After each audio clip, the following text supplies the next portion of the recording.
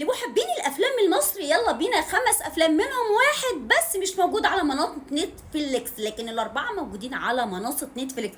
اول فيلم اسمه رحله 404. منى زكي بصراحه عامله دور خطير وزي الفل وزي القمر. الفيلم ده موجود على منصه نتفليكس. فيلم اسمه مقسوم، قديم سيكا بس لذيذ، بتاع شيرين رضا، بيعملوا مزيكا. فيلم لذيذ. هو متاخد طبعا من فيلم امريكاني بس مش مشكله مش مشكله.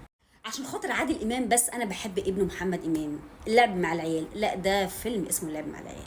او ابو نسب، الاتنين موجودين على منصه نتفليكس، يعني اختاروا ما اللي انتوا تحبوه.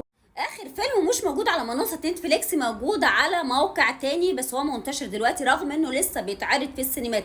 مشروع اكس، فيلم مشروع اكس بتاع كريم عبد العزيز.